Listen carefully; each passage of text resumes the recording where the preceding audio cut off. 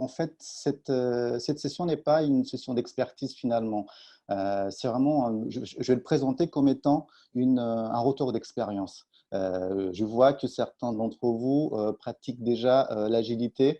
Il y en a certains qui ont déjà un niveau assez avancé sur le sujet. Ce que je vous propose là, ce n'est pas une expertise dans les méthodes agiles, mais plutôt en fait un retour d'expérience sur la manière dont moi et de manière plus globale, peut-être nous, chez Red Samurai, on le pratique. Donc, c'est une manière de faire, mais pas la seule, certainement. Euh, et du coup, ne soyez pas étonnés. Peut-être qu'il y a des choses que vous faites différemment. Nous, en tout cas, nous, on est arrivé à ce type de pratique au fur et à mesure des ajustements. Peut-être que on n'est plus dans l'agilité, peut-être que oui encore, on ne sait pas, mais en tout cas, c'est inspiré en tout cas de toutes ces méthodes agiles qu'on a pratiquées dans l'informatique. Donc, ça, c'est un peu sur les deux premiers cadrages. Après, ce que je vous propose, c'est d'interagir au fur et à mesure de la session avec moi. Vous voyez, en fait, j'utilise un logiciel qui s'appelle Mentimentor pour rendre cette session interactive. Et, euh, et vous voyez, si vous regardez mon écran, en fait, vous pouvez, si vous souhaitez interagir avec moi, en fait, aller sur cette adresse-là. Vous pouvez ouvrir un autre navigateur ou utiliser votre téléphone portable. Vous pouvez vous connecter sur menti.com et il va vous demander un code pour pouvoir interagir. Donc là, il y a un code 421622. Et par la suite, en fait, on va pouvoir se poser des questions. Je peux vous poser des questions et vous pouvez aussi me poser des questions au fur et à mesure des minutes qui vont suivre. Et à la fin, en fait, vous allez voir, on va construire aussi quelque chose en commun au fur et à mesure de la séquence. Et cette présentation que je vous partage là vous sera envoyée par email. Et bien évidemment, avec les questions, les contributions de chacun. Est-ce que c'est clair? Est-ce que tout le monde m'a bien entendu? Oui, oui, Ok, très bien. c'est bon? Très bien. Ok. Alors, peut-être juste pour me présenter rapidement. Donc, moi, je suis Ken. Ça fait une quinzaine d'années que je travaille dans l'informatique. Et du coup, ça fait une quinzaine d'années que je pratique avec des intensités plus ou moins fortes en fonction des projets et des périodes, l'agilité. J'ai commencé l'entrepreneuriat très jeune parce que j'ai cofondé une première entreprise à 20 ans. Après, à 22 ans, je suis entré dans le monde du salariat et 10 ans plus tard, je suis redevenu entrepreneur en fait. Du coup, c'était aussi ça joue un peu sur la manière dont je vais vous présenter la présentation parce que du coup, j'ai une expérience du point de vue du côté entrepreneurial, mais aussi du point de vue peut-être en tant que salarié. Donc, ce sont des expériences un peu différentes finalement en termes de pratique de l'agilité, mais on va voir qu'il y a quand même des points communs à tout ça. Donc, ce que je vous propose peut-être, si vous êtes connecté sur Mentimentor, pour voir un peu juste où est-ce que vous en êtes par rapport à ces sujets-là, j'aimerais vous poser juste une petite question. Si vous êtes connecté, ben, voilà, pour vous connaître un peu davantage, si vous travaillez en équipe, ou est-ce que vous animez une équipe, ou est-ce que vous dirigez une entreprise, pour juste avoir une petite idée de quels sont les profils des gens que je ne connais pas. Donc voilà, je vous invite à ce que vous connectez. Les codes d'accès sont partagés sur mon écran. Je vois qu'il y a des gens qui sont déjà connectés. J'attends 2-3 minutes pour s'assurer que tout le monde ait participé.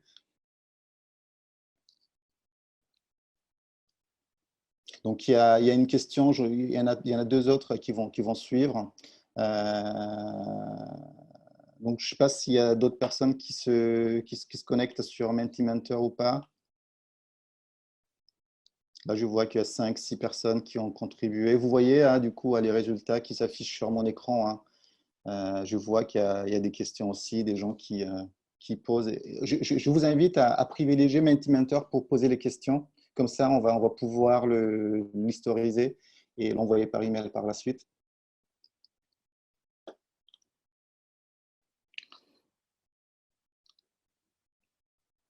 Bon, très bien. Vous pouvez contribuer au fur et à mesure, mais déjà, je vais passer à la question suivante.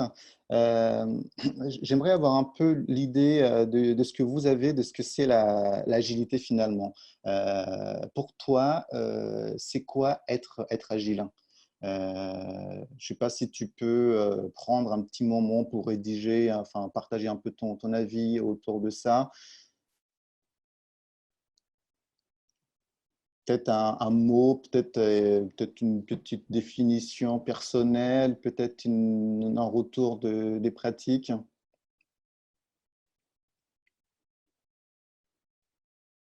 Ça m'intéresse en tout cas de savoir un peu de votre point de vue, quelle est votre définition, votre pratique de l'agilité. Ça me permettra par la suite d'aligner un peu la présentation.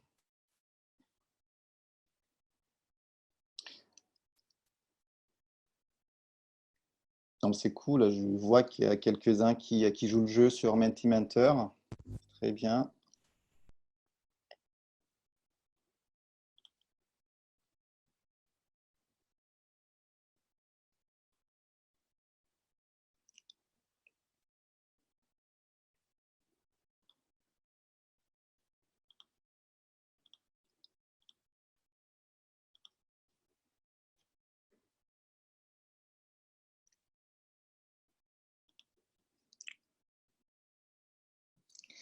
Alors, très bien.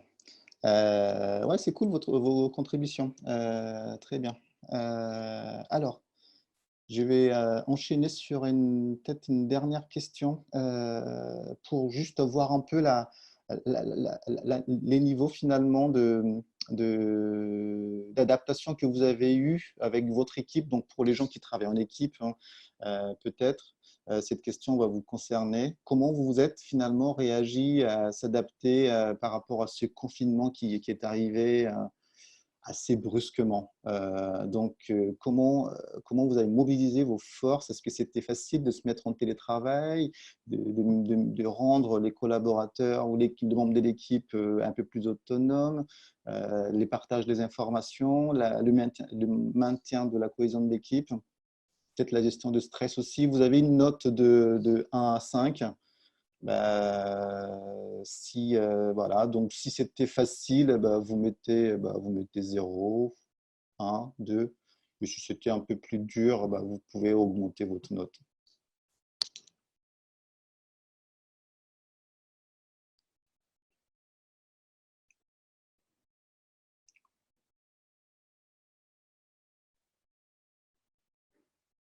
Bon, je vois que tout le monde est déjà à l'aise avec le télétravail, et ça c'est cool. Très bien.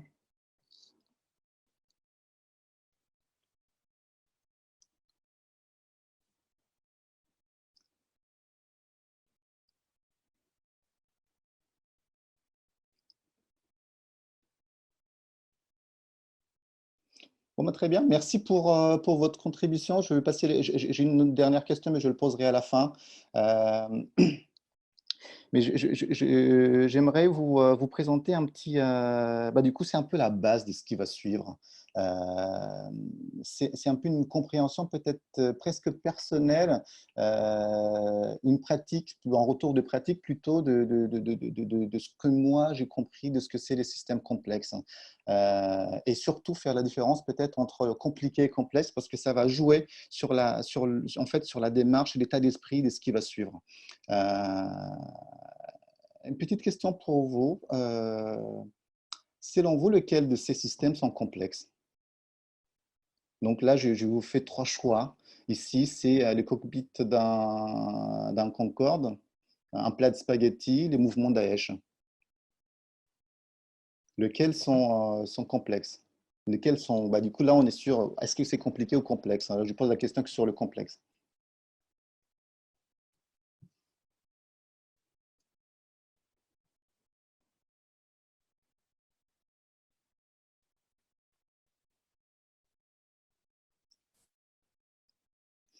Il me semble que vous pouvez sélectionner plusieurs réponses. Donc voilà, je vois, ok, très bien.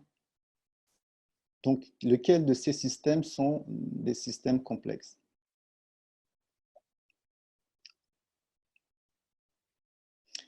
Un cockpit d'un Concorde, un plat de spaghetti ou le mouvement Daesh? Plat de spaghetti pour moi. Bah, ok, très bien. Bah, en fait, tu es connecté sur le Mentimeter ou pas? Moi, je t'invite du coup, tu vois, sur mon écran, là, il y a un code Oui, en haut de l'écran. Donc, du coup, en fait, je pose la question oralement, mais du coup, en fait, voilà, je t'invite à répondre sur l'appli. ok, On aura le temps d'échanger un peu autour de ça après. ok. Alors, Euh, ceci est quasiment une compréhension personnelle hein, d'un système complexe et peut-être que vous en avez une autre compréhension. Mais tel que du coup moi je le comprends et c'est ça qui donne un peu sens de ce qui va suivre, c'est qu'un système complexe a la particularité un peu d'être imprédictible. Ok. Et aussi hein, cette particularité d'être interconnecté et multidimensionnel. C'est-à-dire que bah, du coup, vous touchez à un truc, il y a tout l'ensemble qui réagit à l'action que vous venez de faire. Il y a aussi une particularité qu'un système complexe est difficilement améliorable a priori. Donc ça s'améliore systématiquement a posteriori, donc après. Une particularité aussi, c'est qu'un système complexe n'a pas qu'une seule solution. Il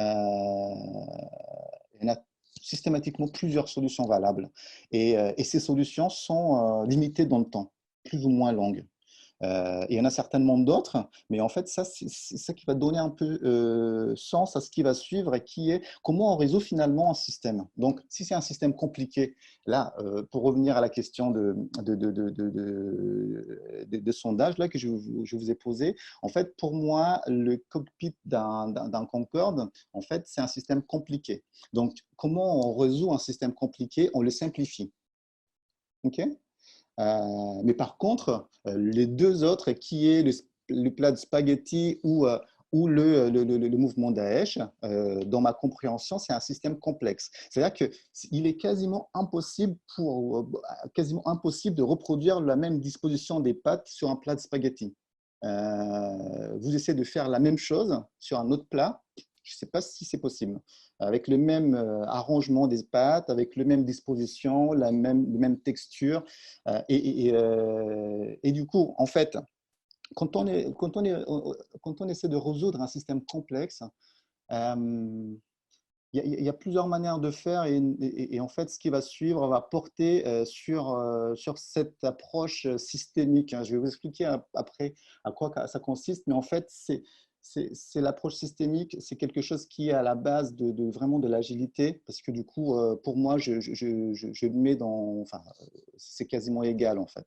Quand je parle d'agilité, moi, je parle systématiquement, je pense systématiquement en approche, en pensée systémique. Donc, résoudre un problème compliqué, on simplifie.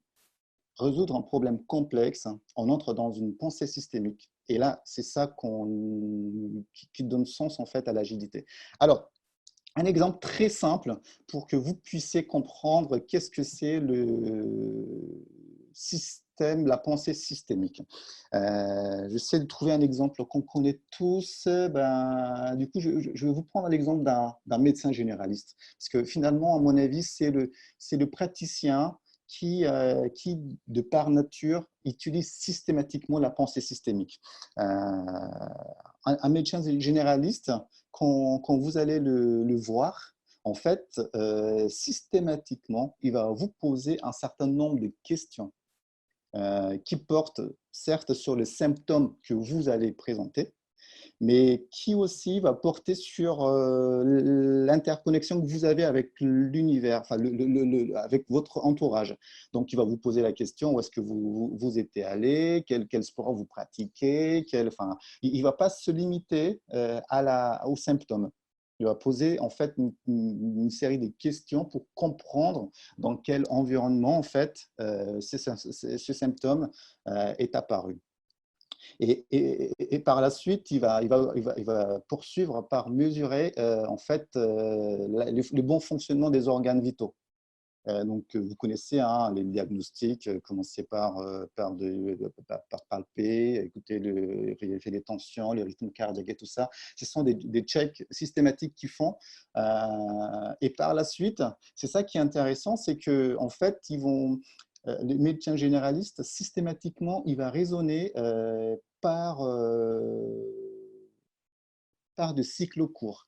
Je ne sais pas si vous avez déjà fait attention à ça, mais quand vous venez voir un médecin généraliste et si vos organes vitaux ne sont pas touchés, en fait, ils vont vous dire, bah voilà, bah prenez, il va commencer par traiter les symptômes. Donc, prenez de l'aspirine, paracétamol ou autre, et après, il va donner un temps. Donc, généralement, bah, il va vous donner 3-4 jours. Et au bout de 3-4 jours, bah, en fait, il va vous demander si les symptômes restent, de revenir. Et du coup, en fait, qu'est-ce qu'il a fait, qu'est-ce qu'il a fait le médecin généraliste pendant ces 3-4 jours? C'est juste, en fait, comme il sépare, parce que comme c'est un système complexe, en fait, il a juste pris le temps de commencer à traiter les problèmes et prendre un peu de recul, en fait, comment le traitement réagit sur l'ensemble de l'écosystème, en fait. Et si le symptôme ne disparaît pas, il va venir vous voir et en fait, il va diagnostiquer en fait, l'effet que ça a pu avoir les premiers traitements. Et en fonction, il va réajuster le traitement au fur et à mesure. Et du coup, bah, si, à un moment donné, s'il passe pour des traitements antibiotiques ou autres, bah, les durées d'observation vont durer plus ou moins longues. Donc, en fait, pourquoi je vous parle de ça? C'est juste pour dire qu'en fait, quand vous traitez une sorte de symptôme sur quelque chose, en fait, les symptômes, ce n'est qu'une manifestation d'une recherche d'un nouvel équilibre d'un système complexe. Donc, quand vous commencez à s'intéresser à traiter le symptôme, en fait, ça va déséquilibrer tous les restes. Et du coup, c'est pour ça que du coup, le médecin généraliste prend systématiquement un peu de recul sur les traitements, comment en fait ça réagit sur l'ensemble du système, et pas que sur le mot de tête symptomatique que vous avez présenté au départ. Donc ça, c'est un peu une compréhension que j'ai, moi, de système complexe. Et un exemple peut-être pour illustrer qu'on voit un peu tous les jours, quoi. Est-ce que du coup, jusque-là, je vous propose peut-être voilà, de me donner un petit retour par chat. Est-ce que vous avez déjà des réactions à faire par rapport à cette peut-être compréhension ou définition de ce que c'est un complexe, un système complexe? Vous pouvez juste faire une réaction, je continue la présentation, mais je vois qu'il y a déjà quelques questions. Je prendrai le temps de les répondre au fur et à mesure. Donc là déjà, il y a quelques questions. Par quel procédé va-t-on simplifier les cas compliqués? Euh, Bah, là, vous connaissez hein, les systèmes. C'est là qu'on entre dans des process, en fait. Les process de simplification, c'est si on se concentre sur l'essentiel, on va mesurer. Après, on va commencer par éliminer. Bah, je ne sais pas, c'est l'approche la plus connue de résolution d'un système compliqué, c'est l'approche Lean, par exemple, en management. C'est-à-dire que là, vous allez commencer à détecter la partie qui vous prend le plus de temps et qui porte moins de valeur, et vous allez commencer par le supprimer ou l'optimiser. Je ne sais pas si ça répond à cette question de par quel procédé on simplifie les cas compliqués, mais il y en a plusieurs procédés. Et dans le Lean, à mon avis, c'est un process de simplification d'un système compliqué.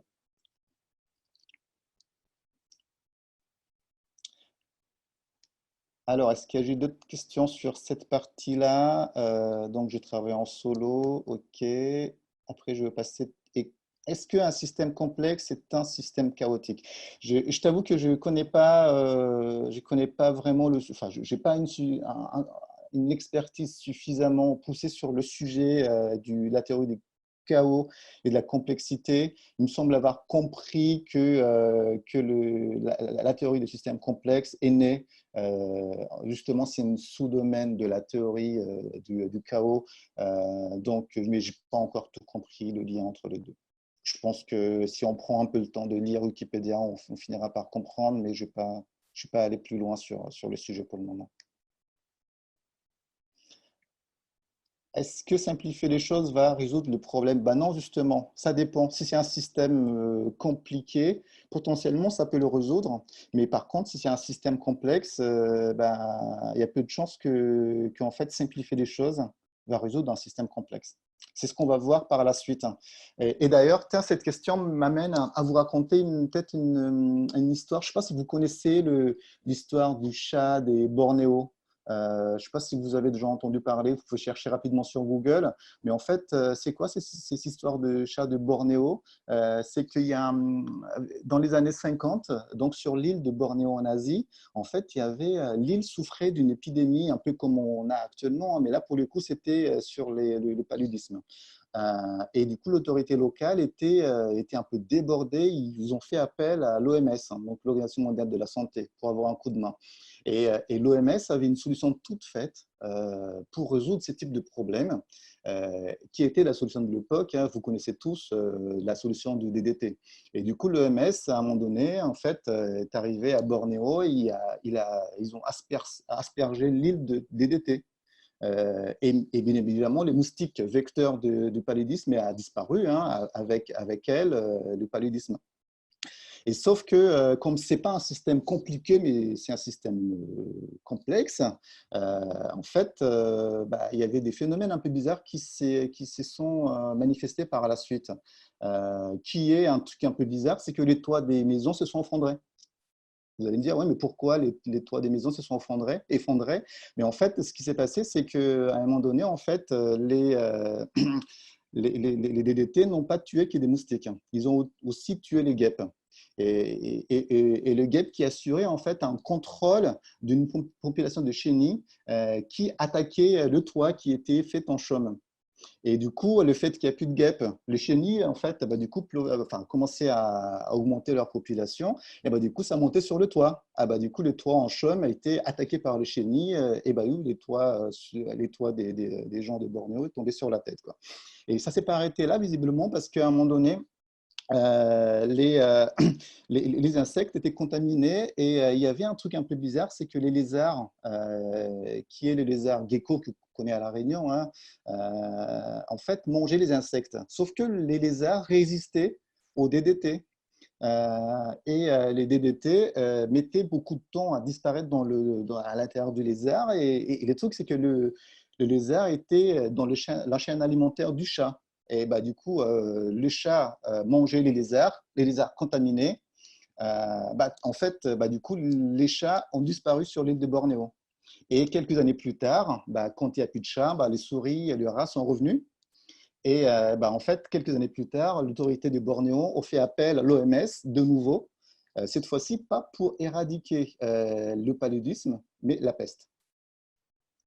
Parce que du coup, voilà, vous voyez un peu les particularités d'un système complexe. C'est qu'à un moment donné, en fait, quand on se trompe de solution, parce que là, typiquement, en fait, du coup, l'OMS essaie de simplifier la chose en important une solution toute faite. Et sauf que c'est peut-être des solutions qui marchent ailleurs. Et là, pour le coup, à Bornéo, ça a déséquilibré tout l'ensemble de l'écosystème dans lequel les moustiques vivaient. Et du coup, ça a eu des effets secondaires assez dévastateurs par la suite. Donc, là, ce qui pourrait se passer si on se trompe de démarche, en fait, si on essaie de simplifier un système complexe. Alors,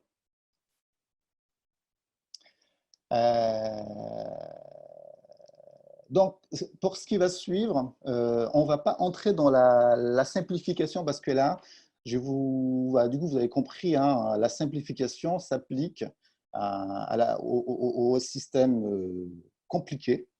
Et là, en fait, on va pas s'intéresser au système compliqué, on va plutôt s'intéresser au système complexe. Et du coup, on va s'intéresser plutôt à l'approche systémique et à l'agilité. Et comment nous, on pratique ça finalement? Donc, je vais vous donner quelques points de repère. Et ça, c'est un retour de pratique que nous, hein, du coup, on a. Peut-être que vous en avez d'autres. Vous allez voir, je vais passer quelques points de repère. Il y en a 4-5. Après, je vais vous donner des outils concrets. En fait, comment on a fait concrètement pour pratiquer ça au quotidien. Du coup, le premier point concerne un peu l'équipe. En fait, finalement, quand on parle de méthode agile, nous, on a plutôt changé progressivement notre point de vue là-dessus, parce qu'au lieu de parler des méthodes, on commence à parler maintenant d'équipe. Parce que ce n'est pas la méthode qui est agile, suite à nos premiers retours d'expérience, c'est plutôt l'équipe. Donc, une équipe agile, qu'est-ce que ça a comme particularité? Donc ça, pareil, hein, c'est très personnel comme retour d'expérience. C'est une équipe qui a une ambition forte, donc la tête dans les étoiles. Donc ça, c'est pas forcément une vision, mais c'est vraiment une équipe qui a envie d'aller plus loin, qui a envie qui a des ambitions assez, vraiment assez fortes, mais par contre, qui a une particularité, qui a la tête, qui a les pieds sur terre. Ça, c'est important parce que c'est un équilibre assez délicat, c'est d'avoir la tête dans les étoiles et les pieds par terre, enfin, les pieds sur terre. Et en entreprise, les pieds sur terre, en fait, c'est très simple et c'est très pragmatique, c'est l'argent. C'est-à-dire qu'une entreprise qui ne gagne pas d'argent, c'est une entreprise qui est morte. Donc, c'est ça qui nous ramène systématiquement les pieds sur terre. Donc, il y a le rêve, après les pieds sur terre, qui est l'histoire de cash, hein, systématiquement. Et après, par contre, une particularité d'une équipe agile, telle qu'on le pratique, c'est qu'il n'y a pas finalement beaucoup de place pour les managements et pour la stratégie dans une équipe agile, parce que tout le monde est sur le terrain. C'est que vraiment les gens ont le main dans le cambouis, quoi. Enfin, toute l'équipe. Est-ce que du coup, là, on est plutôt dans l'action, donc on réfléchit par l'action, mais on réfléchit on réfléchit pas par la stratégie, en fait. Donc, on s'ajuste au fur et à mesure de retour d'expérience des actions. Donc ça, c'est un peu un premier retour d'expérience sur les pratiques de l'agilité chez nous. C'est que, du coup, finalement, on est sorti de la méthode et on est en train d'axer plutôt cette notion vers l'équipe. Une autre notion vraiment forte également qui commence, on a découvert ça récemment d'ailleurs, c'est un peu curieux qu'on n'ait pas qu'on n'ait pas tombé dessus plus tôt. On a observé un truc un peu bizarre, c'est qu'à partir du moment où vous observez quelque chose, que vous mesurez quelque chose, cette chose a tendance à s'améliorer. Et on s'est rendu compte qu'il y a des gens, hein, qui ont découvert ça avant nous. Donc, du coup, c'est devenu quelque chose d'assez fondateur maintenant. C'est que quand on a besoin de s'améliorer sur quelque chose, on le mesure, c'est tout con. Mais voilà, on cherche à tout prix un moyen pour mesurer le point sur lequel on souhaite s'améliorer. Ça peut être la motivation de l'équipe, ça peut être l'implication de l'équipe, ça peut être comment s'appelle, la rentabilité. Mais à un moment donné, en fait, ça commence à devenir une sorte de réflexe chez nous, c'est que quand on a besoin de s'améliorer sur un point, on commence par le mesurer. Et là, pareil, quelque chose qui est devenu quasiment une sorte de rituel, c'est la culture du feedback. Il n'y a pas un événement, il n'y a pas une réunion, il n'y a pas un projet qui se termine sans une session de feedback. Et ça, c'est devenu super structurant parce que du coup, ça nous permet vraiment, ça nous a permis d'améliorer, mais vraiment, mais tous les jours, à chaque événement, à chaque atelier, à chaque réunion, notre pratique. Il y en a certains qui ont compris, hein, qui peuvent liker le slide qui leur parle le plus. Donc, je vous invite à le faire. C'est des choses qui vous parlent le plus par rapport à ce que je raconte là. Il y a une posture qu'on est en train de travailler là, qui est pas évident, mais qui est aussi assez structurant dans la manière dont on entre dans une approche systémique en fait avec l'agilité. C'est d'éviter de prévoir l'imprévisible.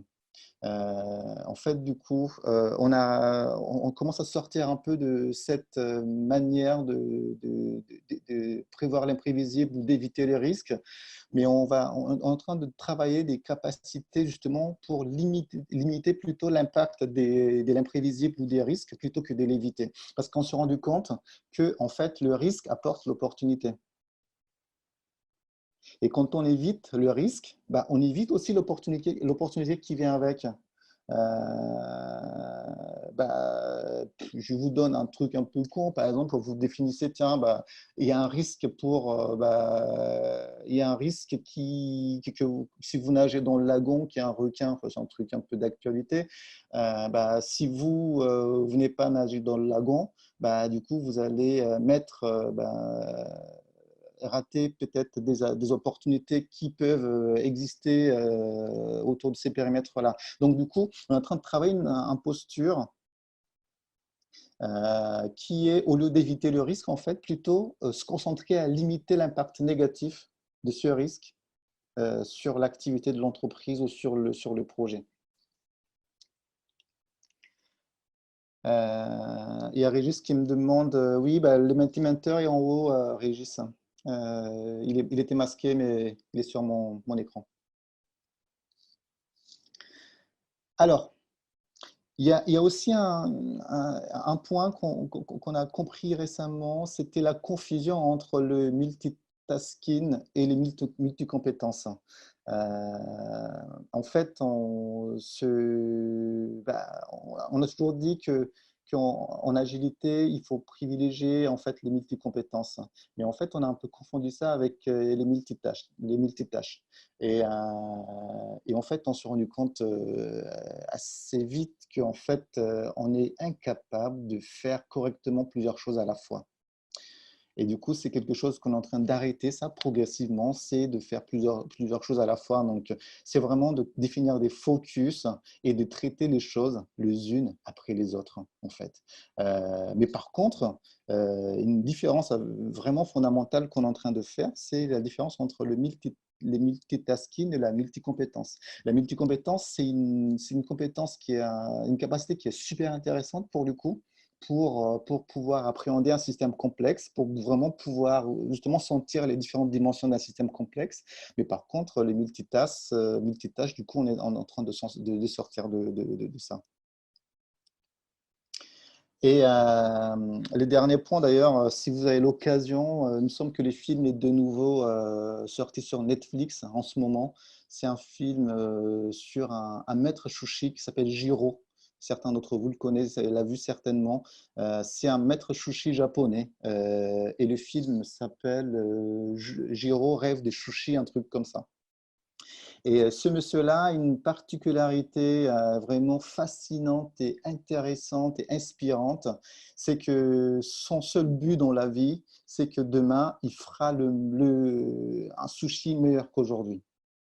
C'est un truc de dingue, mais en fait, il se lève le matin et son objectif, c'est de se dire, aujourd'hui, je veux que mon sushi soit meilleur qu'hier, quoi. Et en fait,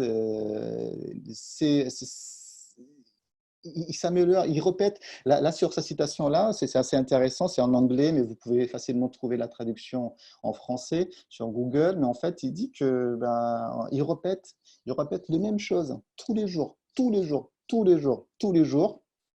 Il change juste un petit truc et il observe. Qu'est-ce que ça change sur la qualité de son sushi? Et après, il recommence, il change il change un point et après, il progresse comme ça, quoi. C'est fascinant ce film-là. Je vous l'invite vraiment, je vous invite à le regarder si vous le trouvez. Voilà, ça existe, ça date d'il y a quelques années, donc ça doit exister aussi dans les streaming et tout ça. Donc ça, c'est un peu le point de repère que je vous propose un peu du coup par rapport à nos retours de pratique sur comment on appréhende finalement la complexité à travers l'agilité. Je vais vous partager quelques boîtes de pratique. C'est pas des outils, enfin, je sais pas comment on l'appelle ça, je l'appelle boîte de pratique, mais du coup, Je vous propose une série d'outils. Je ne suis pas sûr qu'on aura le temps d'entrer dans le détail de tous ces outils-là, mais ce sont des outils finalement qui sont piqués à droite à gauche des méthodes agiles qui pour, qu'on commence à sortir des méthodes agiles et du coup l'amener dans le management, dans la réorganisation, dans la gestion de tous les jours d'équipe. Du coup, vous voyez une liste là. On aura peut-être le temps juste de faire les trois premiers sur ce tableau-là, mais de toute manière, vous aurez le slide. Donc, c'est assez bien documenté sur Internet, ces pratiques-là. Mais sachez que ce sont des outils que nous, on commence vraiment à pratiquer quasiment au quotidien et qui sont devenus structurants pour nous. Alors, je vais commencer par ce modèle de Tuckman. En fait, c'est un, je ne sais pas si on appelle vraiment ça un modèle, mais c'est plutôt une sorte de grille de lecture en fait de la dynamique d'équipe. En fait, vous voyez que Tuckman dit que en fait, quand on demande à une équipe en fait qui se forme d'être performante, en fait, c'est pas possible. Ouais, je pense que vous avez déjà eu cette directive-là, où dire, voilà, bah oui, soyez collaboratif, soyez agile, soyez ceci, soyez cela. Mais en fait, ça ne peut pas arriver comme ça finalement. Si on en croit enfin, à l'avis de Tuckman en tout cas. Tuckman dit que en fait, avant qu'une équipe soit performante, donc vous voyez sur le graphe que j'ai à l'écran, c'est la dernière phase en fait de la dynamique de l'équipe selon Tuckman. Une équipe passe par plusieurs autres phases avant. Donc la première phase, bien évidemment, c'est la création de l'équipe autour d'un objectif commun. Et après, une équipe qui structure entre forcément en conflit. Donc ça, c'est juste à la phase d'après. Donc vous voyez sur la courbe que j'ai à l'écran, en fait, vous avez sur l'axe horizontal le temps et sur l'axe vertical la productivité. Et vous voyez qu'en fait, au moment où l'équipe entre en conflit, ben, la productivité chute. Et en fait, c'est à ce moment-là que l'équipe se structure et se normalise en termes de fonctionnement. Et c'est seulement après que l'équipe trouve en fait sa manière de fonctionner qu'elle devient performante. Donc, c'est quasiment des étapes obligatoires avant qu'une cohésion forte s'installe dans une équipe. Donc, il se forme, il se met en conflit, il se normalise, et après, c'est là que la performance arrive. Et en fait, du coup, en agilité, quand on monte une équipe autour d'un objectif commun, on a commencé à développer quelques outils qui permettent d'accélérer en fait finalement le passage entre ces différentes phases. Donc, comment en temps assez court, on passe de la phase de formation à la phase de performance, en fait. Donc, c'est ça qui est intéressant avec ce modèle de Tuckman, parce que finalement, ça permet en fait d'accepter qu'à un moment donné, l'équipe entre en conflit. Et que finalement, c'est une phase naturelle de la structuration de l'équipe et que ça exprime juste un besoin à accompagner pour que l'équipe se structure et que après, au fur et à mesure de la mise en place et de l'ajustement des outils, l'équipe devient performante. Donc, c'est un sujet assez fascinant et intéressant, mais en fait, à chaque phase, du coup, pour passer d'une étape à une autre, il y a des outils un peu simples qu'on peut déployer, par exemple, comment accélérer la phase de conflit dans une équipe, comment amener votre équipe à passer de la phase de formation. Donc, vous voyez, à la phase de formation, c'est un peu la phase où vous formez une équipe et tout est beau, tout est, c'est un peu là, on est dans le début d'une aventure d'équipe, donc tout est génial, on voit que le côté positif de chacun, les projets géniaux, c'est exactement comme une histoire de couple en fait. Vous voyez, quand vous débutez une histoire, une aventure avec quelqu'un en couple, les premiers jours, c'est génial, quoi. Enfin, vous voyez que le côté positif. de la relation et de l'autre. Et par la suite vient la phase de conflit, mais c'est une phase quasiment obligatoire. Et en fait, comment on pourrait, je vous donne juste à titre d'exemple, mais à chaque phase, en fait, il y a des petits outils comme ça qu'on peut déployer pour accélérer la phase de conflit. C'est un des moyens, nous, qu'on fait, c'est de mettre les gens dans l'action, en fait. C'est parce que finalement, le conflit arrive à partir du moment où les gens déploient leurs compétences. C'est-à-dire que le conflit, en fait, c'est juste une manifestation du fait que les gens ont besoin de se positionner. Donc, pour qu'on accélère cette phase-là, nous, on a l'habitude de forcer un peu en fait, les gens à se mettre dans l'action. Et ça, généralement, le fait d'encourager l'action va automatiquement en fait, nous amener à entrer progressivement dans cette phase de conflit et du coup de pouvoir par la suite mettre en place des outils pour pouvoir améliorer les fonctionnements de l'équipe. Alors, ça, c'est les modèles de Tuckman. C'est un sujet très théorisé, donc je vous invite vraiment, c'est assez documenté, il y a beaucoup de conférences là-dessus sur YouTube. Si c'est un sujet qui vous passionne, je vous invite à vraiment voilà, aller regarder sur Internet. Mais c'est assez structurant sur la manière de créer en fait une cohésion dans l'équipe et à créer la performance dans une équipe qui se constitue. Il y a une autre approche qui, après, c'est peut-être, voilà, je vais essayer d'accélérer un peu. Il nous reste à peu près 10 minutes. Après, je vais peut-être vous passer un peu de temps à écouter vos questions. C'est un gars qui s'appelle Gilb, en fait, qui disait que si vous avez besoin de mesurer quelque chose, il y a toujours un moyen de le faire. En fait, c'est en connexion avec la première citation que j'ai mis un peu plus haut, sur tout ce qui se mesure s'améliore.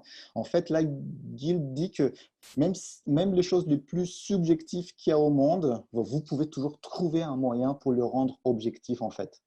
Et là, en fait, il prend un exemple d'une vieille technique japonaise qui s'appelle le Nico Nico, que vous voyez là, un calendrier et des smileys. En fait, c'est une technique qui a été utilisée, il me semble, par Toyota à l'époque, qui a pour objectif très simple, c'est de matérialiser en fait l'humeur des gens tous les jours, le matin. En fait, il fait ça avec toute l'équipe. En fait, du coup, c'est une sorte des smileys. Hein, le matin, tu t'arrives, tu mets sur le tableau et tu fais ça tous les jours. Et en fait, ça permet de mesurer visiblement, c'est leur pratique, de mesurer la motivation de l'équipe. Et à partir de ces mesures-là, du coup, on mène des actions pour améliorer cette motivation. Donc ça, c'est une application du principe de Gilb qui dit que voilà, même si la motivation est subjective, on peut toujours trouver un moyen pour le mesurer et le rendre objectif. Et ce sera certainement le dernier outil sur lequel je vais m'attarder, c'est l'histoire du Timebox. En fait, du coup, ça, c'est devenu un outil, c'est un outil vraiment super simple à déployer, mais c'est un outil super structurant. Ça se base sur le constat d'un gars là, qui s'appelle Parkinson, qui disait que, en fait, les tâches ou les actions prennent le temps que vous lui donnez. Vous dites, j'ai 3 mois à faire un truc, vous allez mettre 3 mois à le faire. Vous dites, j'ai 3 jours à faire un truc, vous allez mettre 3 jours à le faire. Et le pire, c'est que Parkinson dit que, en fait, même si vous prenez plus de temps à faire les choses, la qualité du résultat n'est pas forcément proportionnelle au temps que vous mettez à les réaliser. C'est intéressant. Et du coup, le principe de timeboxing est basé sur cette notion-là, en fait, de se dire, tiens,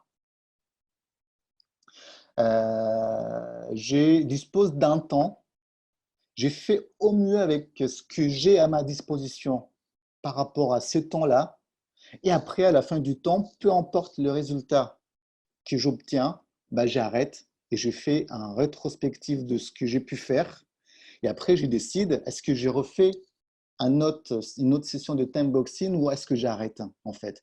Il y a la durée d'un time box dépend plus ou moins de votre pratique. Le plus court en termes de time box, c'est une pratique qui est assez connue dans la gestion des tâches, qui s'appelle le Pomodoro. En fait, c'est un time box qui dure 20 minutes.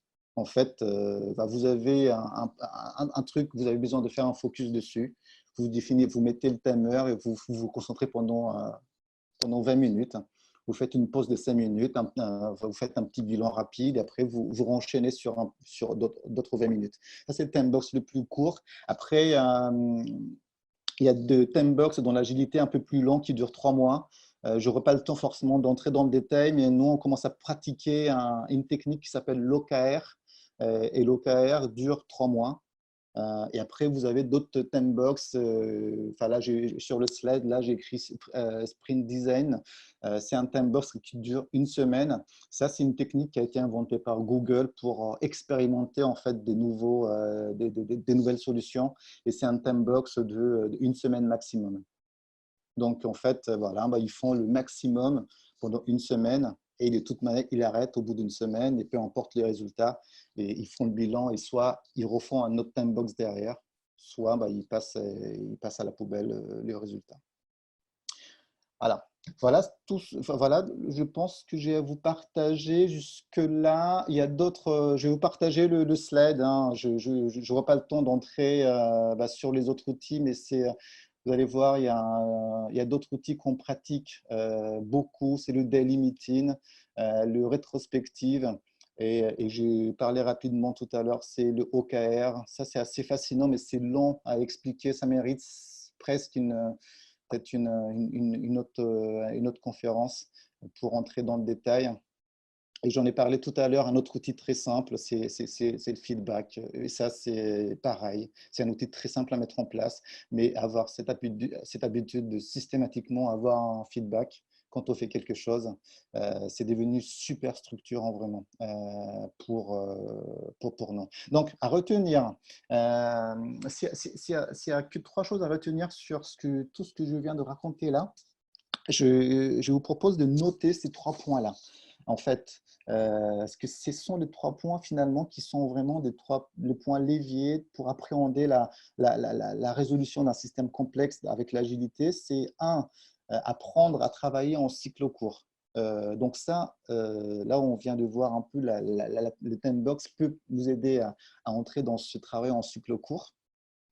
Avoir cette envie de progresser jour après jour. Là, Giro, le maître Chouchi, peut beaucoup vous inspirer par rapport à ça. Parce que du coup, ça, c'est vraiment super intéressant de se dire, tiens, demain, je ferai mieux qu'aujourd'hui. Et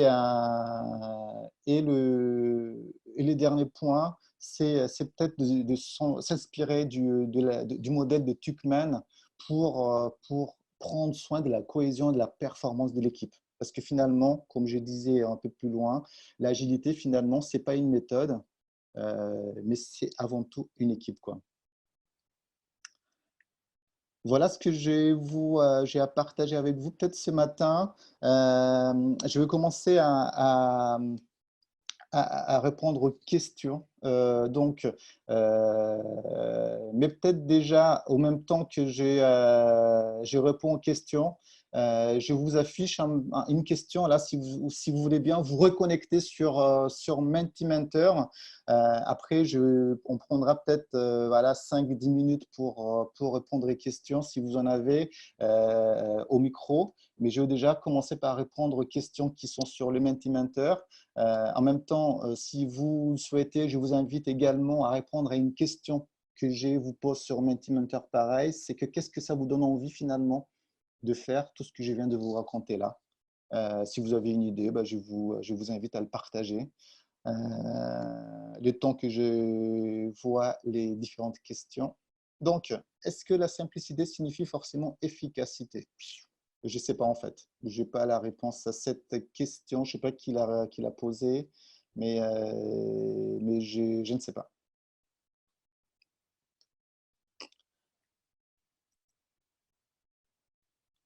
Comment définir que telle situation est complexe ou compliquée? Là, je pense qu'il n'y a pas non plus une solution simple pour faire ça, mais en tout cas, j'ai donné quelques points là. Si tu veux, enfin, une fois que tu auras le slide, si tu veux, un peu plus haut, il y a 4 points pour moi qui caractérisent un peu un système complexe. Donc, il me semble, je le répète de tête, mais un système complexe a la particularité d'être imprédictible en fait. Donc, du coup, ça, c'est un premier point. Donc, si tu as déjà ça, tu peux peut-être avoir déjà un signe que peut-être que tu es dans un système complexe. Un système complexe, c'est interconnecté. C'est-à-dire que du coup, bah voilà, tu touches à un truc, bah, ça a un impact sur l'ensemble systématiquement, quoi. Donc, du coup, quand tu commences à mener une action, que ça crée des effets de bord, des effets secondaires ailleurs, bah là, du coup, tu peux peut-être du coup, bah là, commencer à avoir un signe aussi que c'est peut-être un système complexe. Et un système complexe, qu'est-ce que j'ai dit bah, du coup, c'est difficile de l'améliorer a priori. Ça s'améliore a posteriori. Donc, du coup, si toutes les anticipations que tu as pu faire semblent ne pas trop fonctionner, bah, peut-être que finalement, tu es dans un système complexe. Euh, et voilà, peut-être le dernier, c'est qu'un système complexe a la particularité également de n'avoir qu'une seule solution, de ne pas avoir qu'une seule solution. Donc, il y a systématiquement plusieurs solutions valables. Donc, à partir du moment où peut-être tu as ces différents points, ça peut te donner des indices qui te disent que peut-être que tu es en train de traiter, peut-être face à un système complexe. Alors, bon, ok, l'OMS. Très bien. Ce que je vous propose peut-être, si vous voulez, merci pour vos feedbacks hein, sur qu'est-ce que ça vous donne envie de faire. Euh, je vous pose une autre question sur le Mentimentor, mais si vous voulez, si vous avez des questions, vous avez envie d'échanger, je vous propose peut-être d'entrer en mode un peu micro. Si vous avez envie de réagir, de poser une question, de confirmer, de contredire des choses que j'ai pu dire tout à l'heure, je vous invite à débloquer votre micro et à prendre la parole.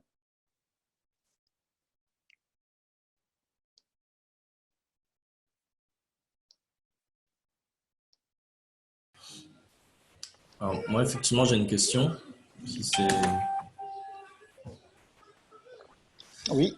je voulais savoir, on disait que, si j'ai bien compris, une équipe agile, du coup, on n'est pas dans la stratégie, ce qui veut dire que toute la partie stratégie doit être faite avant, en amont, et qu'après, on déploie l'agilité sur le terrain dans l'équipe. Est-ce que c'est ça que ça veut dire? En fait, comment te dire? Enfin, en fait, du coup, là, il y a l'idée, si tu veux, c'est que, en fait, on définit une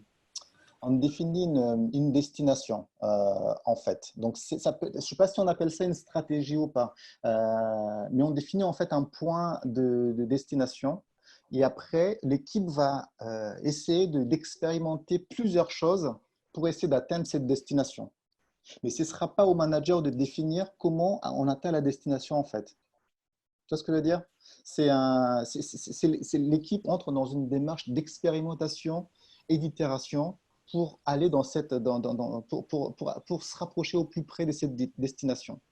D'accord, donc il faut laisser quand même une grande autonomie à l'équipe, effectivement. Tout à fait. C'est ça, en fait, l'idée. C'est-à-dire que du coup, tu vas pas mettre en place une stratégie, un process pour dire maintenant, vous allez mettre en place telle fonctionnalité, après, vous allez mettre en place telle fonctionnalité, parce que c'est ça qui entre dans notre stratégie, si tu veux. En fait, on donne l'objectif et l'équipe est un peu autonome sur comment il souhaite l'atteindre, cet objectif, en fait. Et dans ce cas, si on fait partie de l'équipe, comment faire en sorte que euh, le management aille sur cette notion d'agilité et donne la stratégie à l'équipe pour qu'elle la mette en place? Comment convaincre en fait le management de l'intérêt de l'agilité? Si En c'est fait, En fait, il faudrait, en fait, normalement, si tu veux, il y a pas, enfin, s'il y a besoin de le convaincre, c'est que c'est compliqué. En fait, il faudrait que le manager voit ça comme une nécessité. C'est-à-dire que s'il y a besoin de convaincre le manager, c'est qu'il ne trouve pas l'intérêt pour entrer dedans. C'est-à-dire qu'il a une solution pour résoudre le problème. Mais par contre, s'il commence à se dire, non, moi je commence à me perdre là-dedans, on a testé plusieurs choses, on ne sait pas trop comment ça fonctionne, enfin, j'ai des trucs qu'on n'a pas compris, en fait, c'est là qu'on change de démarche, en fait, si tu veux. À partir du moment où tu as une solution, tout ce que je viens de dire là n'a pas beaucoup de sens, en fait. Mais par contre, si tu as un problème, ça a du sens. En fait, toute la démarche d'agilité est centrée sur le problème, mais pas sur la solution. Et du coup, si ton manager est sûr d'avoir la solution, ça ne sert strictement à rien d'entrer dans cette démarche-là. Mais par contre, s'il est convaincu que le problème, en fait, il est important, mais il n'arrive pas vraiment à cerner les solutions qui peuvent fonctionner, et là, du coup, là, la démarche d'agilité devient une sorte de nécessité, si tu veux. Parfait. Merci. De rien. Je ne sais pas s'il y a d'autres questions. Merci pour votre contribution. J'ai une dernière question sur Mentimentor qui m'intéresse pour voilà, que vous me donnez peut-être en termes de feedback. Je vous ai dit tout à l'heure on est vraiment devenu une sorte de, voilà, enfin, dans le feedback. Voilà. Si vous avez une piste d'amélioration, en fait, qui permettrait d'augmenter les notes que tu viens de mettre juste avant, juste de plus un, pas plus. Si tu as mis 3 sur, voilà, ça a pris trop de temps. Voilà. Pour qu'est-ce qu'on pourrait faire pour que ça soit plus efficace pour toi et que tes notes soient meilleures, quoi, la prochaine fois. En attendant que vous répondez aux questions sur Mentimentor, du coup, je vous propose aussi, si vous avez d'autres questions, n'hésitez pas à débloquer le micro. Ouais, j'ai juste une petite question, c'est Ouais. est-ce que du coup tu as réussi à faire des interventions agiles, même pendant cette période où on travaille essentiellement à distance? Donc est-ce que c'est une pratique qui nécessite en fait d'être physiquement présent dans une même salle ou est-ce qu'on arrive à travailler de manière agile à distance? En fait, pour te dire, enfin, on était sur notre focus en fait. Et du coup, on n'a pas du tout travaillé sur l'accompagnement des entreprises pendant ces 4 semaines de confinement. Parce que du coup, on était en train de développer un autre produit. Et du coup, je n'ai pas de réponse pour l'instant à ta question, parce que justement, on est en train de sortir de notre focus là, et on est en train de revenir pour voir si c'est possible d'entrer dans cette démarche d'agilité et d'accompagner les entreprises à entrer dedans dans les conditions actuelles ou pas. Mais on n'a pas eu l'occasion de le faire parce qu'on était sur autre chose en fait, du coup. Donc, quasiment toute l'équipe était occupée sur le lancement d'un autre produit. Donc, du coup, on n'a pas du tout fait du conseil en organisation sur les 4 semaines là. Ouais, d'accord. Donc, peut-être que je pourrais te faire un retour d'expérience d'ici 2 ou 3 semaines parce que du coup, on va justement, peut-être la session d'aujourd'hui va nous relancer un peu dans cette démarche-là, de se connecter un peu en fait, aux problématiques des entreprises actuellement et de voir s'il y a un sens qu'on accompagne les entreprises dans cette démarche d'agilité ou pas. Mais je n'ai pas de réponse pour le moment à cette question.